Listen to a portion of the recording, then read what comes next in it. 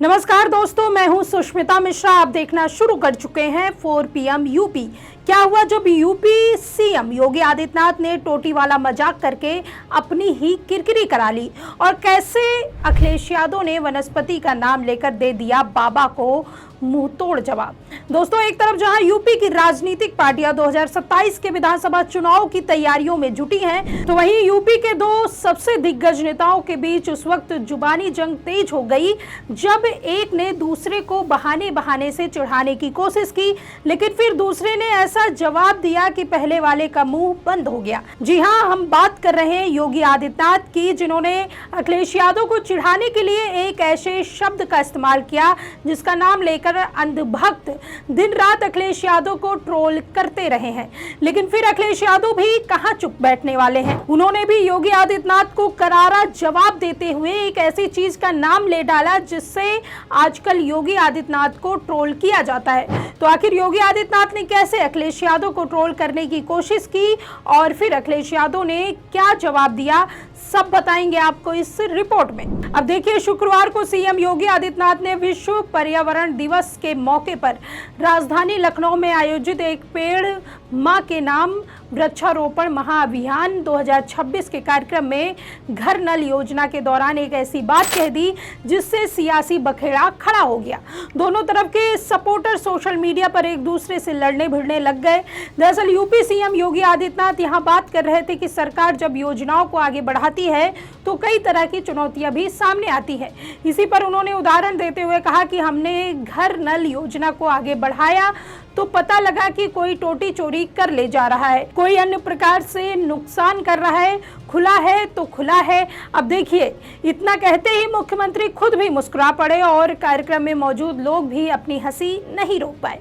उनकी इस हंसी से साबित हो गया कि ये वाक्य कोई गलती से नहीं बल्कि सोच समझकर बोला गया था। इसको बोलने के पीछे की मंशा साफ हो गई। जल संरक्षण को अपने जीवन का हिस्सा बनाना। हम देखते हैं, हमने हर घर नल की योजना को आगे बढ़ाया, पता लगा कोई टोटी चोरी कर रहा है, कोई अन्य प्रकार से उसको नुकसान कर रहा है, खुला है तो खुला हुआ है। ये न हो। अब देखिए, ये कहा जा रहा है कि योगी आदित्यनाथ ने यहां ना किसी का नाम लिया, फिर लोग क्यों अखिलेश यादव पर निशाना समझ रहे हैं। लेकिन ऐसा सोचना या कहना नादानी होगी, क्योंकि अगर आप यूपी की राजनीति से परिचित हैं तो आपको 2017-2018 का टोटी कांड याद होगा। दरअसल सुप्रीम कोर्ट के आदेश पर 2018 में जब पूर्व मुख्यमंत्री अखिलेश यादव का सरकारी बंगला खाली किया, तब वहां की कुछ तस्वीरें और वीडियो सोशल मीडिया पर वायरल हुआ, जिसमें बंगले में तोड़फोड़, उखड़ी हुई टाइल्स और नलों से गायब टोटियां दिखाई दे रही थी। इसके बाद भाजपा और विपक्षी दलों ने आरोप लगाया कि अखिलेश यादव जाते जाते सरकारी आवास से कीमती सामान और बाथरूम की टोटियां तक उखाड़ ले गए, जिसके बाद से राजनीति में इसे टोटी कांड का नाम मिला और विरोधियों ने उन्हें टोटी चोर कहकर प्रचारित किया।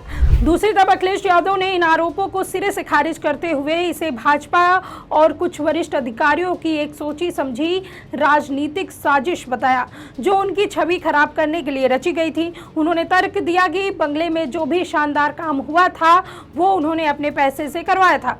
हालांकि बाद में राज्य संपत्ति विभाग की जांच रिपोर्ट में तोड़फोड़ की बात तो सामने आई, लेकिन सीधे तौर पर किसी का नाम नहीं लिया गया। अब देखिए, भाजपा वाले आज भी अखिलेश यादव पर लगाया आरोप साबित नहीं कर पाए, लेकिन टोटी सुनते ही उनका मन उछलने लगता है और वो अपनी राजनीति मर्यादा भूल जाते हैं। सीएम योगी ने भी शुक्रवार को कुछ ऐसा ही किया जब वाक्य बोलकर खिखियाने लगे। अब देखिए, अखिलेश यादव जो अपने हाजिर जवाबी के लिए प्रचलित हैं, वो इस भद्दे मजाक के बाद कहां चुप रहने वाले हैं? बिल्कुल नहीं। सपा अध्यक्ष ने अपना बदला लिया और एक नहीं 2 बार लिया। आज सत्ता की आंखों में आंखें डालकर पत्रकारिता करना मुश्किल हो गया है। हम पर मुकदमे से लेकर चैनल को बंद करने का दबाव बनाया जा रहा है। मुश्किल दौर है, लेकिन हम हार नहीं मानेंगे। इसलिए 4 PM को ज़्यादा से ज़्यादा ज्वाइन करें और स्वतंत्र पत्रकारिता को जिंदा रखने के लिए जितना हो सके हमारा आर्थिक सहयोग करें। उम्मीद है कि आपके सपोर्ट से ये जंग भी हम जीत जाएंगे। उन्होंने भी किसी का नाम लिए बिना, लेकिन सबको समझ आ गया कि इशारा किधर था। अखिलेश यादव ने सीएम योगी आदित्यनाथ के बिना नाम लेकर उन पर किए गए टोटी चोर वाले कटाक्ष पर पलटवार करते हुए सोशल मीडिया प्लेटफॉर्म एक्स पर एक पोस्ट कर कहा कि इतने ऊंचे पद पर बैठकर इतना निकृष्ट बयान कोई नहीं देता है। कुछ लोग अपनी सफलता के लिए दूसरों को दोषी ठहराते हैं। अखिलेश यादव ने कहा, लत से गलत की ओर वनस्पति विवेक छीन लेती है और निर्दोष लोगों की हत्याओं का खौफ, रातों की नींद। नहीं तो पूरे होश में इतने ऊंचे पद में बैठकर इतना निकृष्ट बयान कोई नहीं देता। कुछ लोग अपनी असफलता के लिए दूसरों को दोषी ठहराते हैं। यह हार की हताशा बोल रही है क्योंकि कुदरत का बुलडोजर अब घूम गया है। इसके अलावा अखिलेश यादव ने एक दूसरा पोस्ट लिखा जिसके साथ उन्होंने योगी आदित्यनाथ का टोटी वाला बयान भी शेयर किया था। इस पोस्ट में अखिलेश यादव ने काफी लंबा चौड़ा पोस्ट लिखा और योगी आदित्यनाथ की पूरी हिस्ट्री खोल कर रख दी। इस पोस्ट में अखिलेश पहले लिखते हैं कि सीएम यानी करप्ट माउथ, एएनआई पर गाली, सदन में नेता प्रतिपक्ष जैसे वायुवद्ध को अभद्र शब्दों से संबोधित किया, गुरुजनों से अभद्र वंचित व्यवहार, मन से गाली और अभाषण का यह निम्न स्तर आखिर क्यों।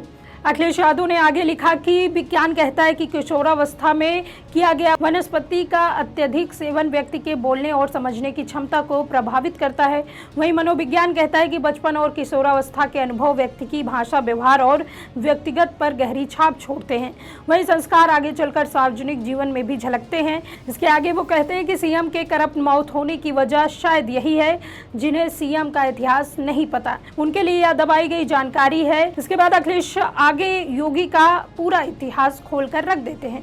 वे कहते हैं कि मीडिया रिपोर्ट्स के अनुसार 1994 के आसपास अजय सिंह बिष्ट अपने पारिवारिक परिवहन व्यवसाय में सहयोग कर रहे थे। उस समय उनके पास 3 बसें और 1 ट्रक थी। संभवतः उन्होंने यह भाषिक अभद्रता उसी दौर में डग्गा मार वाहन चलाते समय सीखी। अजय सिंह बिष्ट के पिता भी श्री आनंद बिष्ट और गोरखनाथ मठ के पूर्व महंत श्री अवेरनाथ जी यानी श्री कृपाल सिंह बिष्ट जी रिश्ते में भाई बताए जाते हैं। कहा जाता है कि बाद में उनके चाचा ने ही उन्हें मठ में बुलाया। महंत श्री वैद्यनाथ जी ने अपने भतीजे अजय सिंह बिष्ट को कुछ ही वर्षों में मठ का उत्तराधिकारी बना दिया। इसके आगे अखिलेश यादव ने लिखा कि सवाल उठता है कि उत्तराधिकारी के रूप में उन्हें क्यों चुना गया। क्या यह केवल योग्यता का निर्णय था या रिश्तेदारी का भी प्रभाव था। पहले मठ की गद्दी मिली, फिर कुछ वर्षों में लोकसभा की सीट भी। आगे लिखा कि स्पष्ट किया जाए कि मठ में महंत चुनने के लिए क्या कोई औपचारिक चुनाव प्रक्रिया होती है। डग्गा मार वाहन चलाने वाले व्यक्ति क्या 4 वर्षों में ही इतना योग्य हो गया? यदि नहीं तो क्या उसे पक्षपाती परिवारवाद नहीं कहा जाना चाहिए। अंत में लिखा कि पद और परिधान रिश्तों और समय की मदद से मिल सकते हैं पर भाषा और व्यवहार नहीं। अब देखिए, इस पूरे घटनाक्रम ने एक बार फिर साबित कर दिया कि 2027 का चुनाव जैसे जैसे करीब आता जा रहा है वैसे वैसे यूपी की राजनीति का स्तर भी लगातार नीचे गिरता जा रहा है। जनता महंगाई, रोजगार, किसानों की समस्याएं, कानून व्यवस्था और विकास जैसे मुद्दे पर जवाब चाहती है, लेकिन प्रदेश के सबसे बड़े नेता एक दूसरे पर टोटी और वनस्पति जैसे तंज कसने में व्यस्त दिखाई दे रहे हैं। हालांकि इस बार शुरुआत योगी आदित्यनाथ की तरफ से बताई जा रही है, लेकिन अखिलेश यादव ने भी जवाब देने में कोई कोर कसर नहीं छोड़ा और सीधे मुख्यमंत्री के अतीत, उनके राजनीतिक सफर और उनकी भाषा पर सवाल खड़े कर दिए। अब सोशल मीडिया पर दोनों दलों के समर्थक अपनी अपनी जीत के दावे कर रहे हैं, लेकिन सबसे बड़ा सवाल यही है, क्या यूपी की जनता को इसी तरह की राजनीति चाहिए या फिर उन मुद्दों पर बहस होनी चाहिए जो सीधे उनकी जिंदगी को प्रभावित करते हैं। फिलहाल इतना तो साफ है कि यह जुबानी जंग यही रुकने वाली नहीं है और आने वाले दिनों में इसके और भी तीखे होने के पूरे आसार दिखाई दे रहे हैं। इस पूरे मामले को लेकर आप क्या सोचते हैं, इस पर आपकी क्या राय है, हमें कमेंट में जरूर बताइए। अगर वीडियो पसंद आई हो तो लाइक और शेयर करें और अगर आपने अभी तक हमारे चैनल को सब्सक्राइब नहीं किया है तो कर लीजिए। जुड़े रहिए 4PM न्यूज़ नेटवर्क के साथ। नमस्कार।